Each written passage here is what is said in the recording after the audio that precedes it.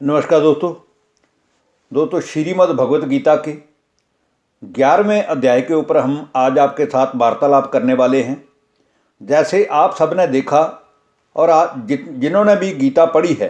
उन्होंने श्रीमद् भगवत गीता के 4थे अध्याय में भगवान के अवतरण के बारे में भी अच्छी तरह से पढ़ा होगा कि जब जब भी संसार में धर्म गलानी का समय होता है, पापाचार होता है और स्त्री जाति को पतित समझा जाता है, तब तब ही भगवान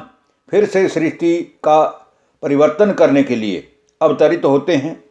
और इस श्रीमद् भगवत गीता के 11वें अध्याय में भी भगवान ने अपना दिव्य तेजो में जो रूप है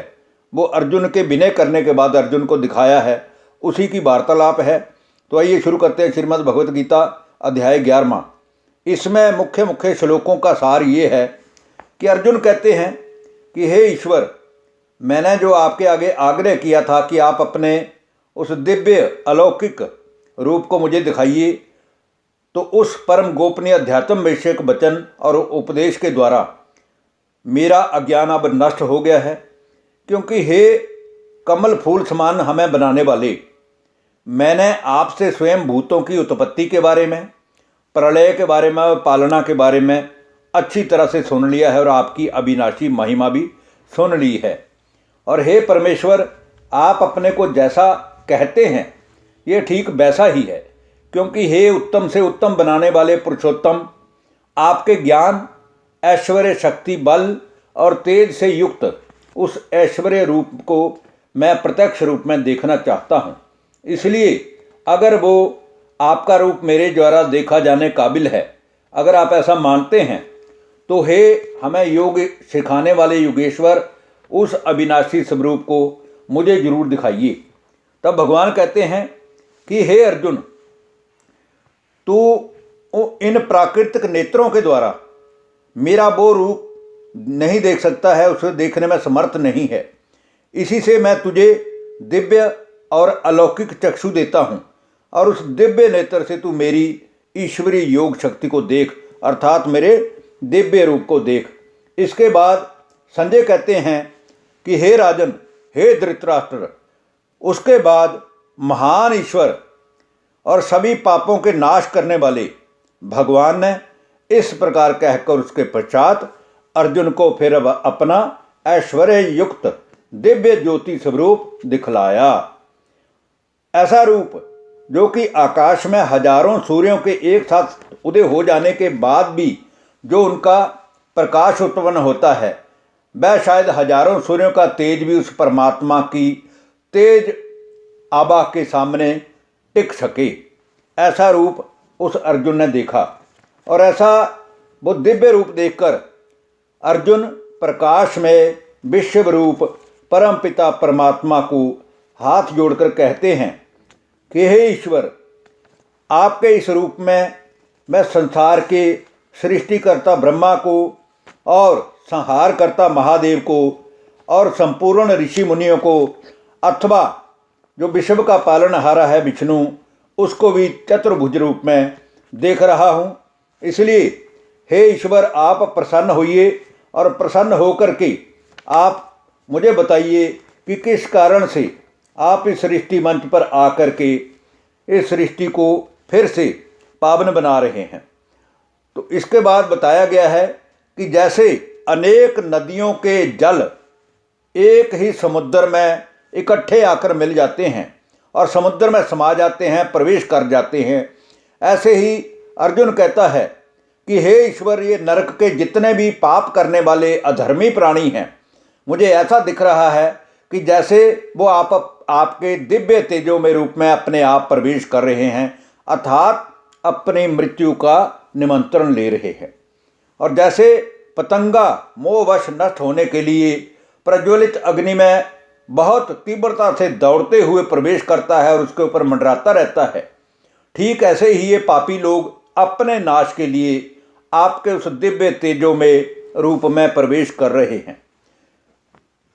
तो आप मुझे बतलाइए कि आप ऐसा उग्र रूप वाले कौन हैं? हे देवों में श्रेष्ठ, हे देवों के भी देव, हे ईश्वर, आपको नमस्कार हो। आप प्रसन्न होइए आदि पुरुष मैं आपको विशेष रूप से जानना चाहता हूँ, क्योंकि मैं आपकी प्रवृत्ति को नहीं जानता कि आप किस लिए आए हैं। तब भगवान कहते हैं कि हे अर्जुन, मैं लोकों का नाश करने वाला बड़ा हुआ महाकाल हूँ, क्योंकि जब जब भी धरती पर पाप बढ़ा है तब तब ही सारे संसार को पतित से पावन बनाने के लिए मैं इस धरा पर अवतरित होता हूँ, और इस समय भी इन सभी लोगों का नाश करने के लिए मैं प्रवृत्त हुआ हूँ। इसलिए ये जो तेरी सेना के प्रतिपक्षी सेना में स्थित योद्धा लोग हैं, ये सब तेरे युद्ध करने बिना भी नहीं रहेंगे, इन सब का नाश अवश्य हो जाएगा। इसलिए तुम उठ, यश प्राप्त कर और शत्रुओं को जीतकर धन धान्य से संपन्न संपूर्ण विश्व का राज्य भोग, क्योंकि ये सब शूरवीर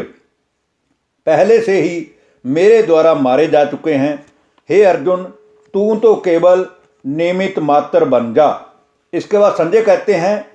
कि हे धृतराष्ट्र, हे राजन, इस प्रकार भगवान के वचनों को सुनकर अर्जुन कांपता हुआ हाथ जोड़ करके अत्यंत भयभीत होकर प्रणाम करके भगवान से कहते हैं कि हे ईश्वर, ये योग्य ही बात है, सत्य ही बात है कि आपके नाम गुण और प्रभाव के कीर्तन से ये जगत अति खुशी को प्राप्त हो रहा है, हर्षित हो रहा है, और अनुराग को बैराग को भी प्राप्त हो रहा है। तथा पाप करने वाले ये जो पापी लोग हैं, राक्षस लोग हैं, ये अनेक इधर उधर दिशाओं में भागते हुए दिख रहे हैं अपनी जान बचाने के लिए, और सब जो सिद्ध पुरुष हैं वो सारे के सारे आपको नमस्कार कर रहे हैं। इसलिए हे ईश्वर, ब्रह्मा के भी आदिकर्ता और सबसे बड़े आप ईश्वर के लिए ये कैसे नमस्कार ना करें। हे अनंत, हे देवेश, हे जगत निवास, जो सत्य चित्त आनंद अर्थात इससे परे जो कुछ भी है उसके भी दाता आप ही हैं, ऐसा मैं जानता हूँ। इसके बाद भगवान कहते हैं कि हे अर्जुन, तेरा इससे ज़्यादा जानने से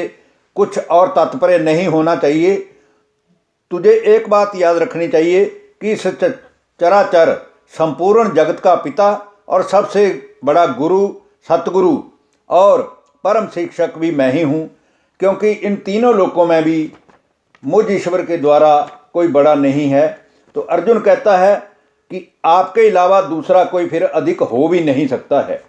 इसलिए श्री भगवान कहते हैं कि हे अर्जुन, मैंने तेरे अनुग्रह करने पर योग शक्ति के द्वारा अपना ये दिव्य तेजो में रूप जो है वो तुझे दिखलाया है, और संसार में आज से पहले ना तो कभी किसी ने ऐसा रूप देखा है और ना ही कभी कोई इस रूप को देखेगा, क्योंकि हे अर्जुन, मनुष्य लोक में इस प्रकार का विश्व रूप वाला दिव्य तेजो में ना तो मैं वेदों के अध्ययन से मिलता हूँ, ना मैं यज्ञों के जप तप क्रिया कर्म से मिलता हूँ, और ना ही मैं किन्हीं शास्त्रों का अध्ययन करने से मिलता हूँ, और ना ही मैं उग्र तपस्या या तपों के द्वारा या व्रतों के द्वारा तेरे अतिरिक्त द्वारा देखा जा सकता हूँ। इसलिए अर्जुन बोले,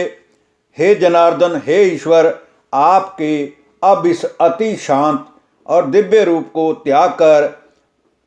साधारण मनुष्य के तन में देखकर अब मैं स्थिर चित्त हो गया हूँ, और अब मैं अपनी स्वाभाविक स्थिति को भी प्राप्त हो गया हूँ।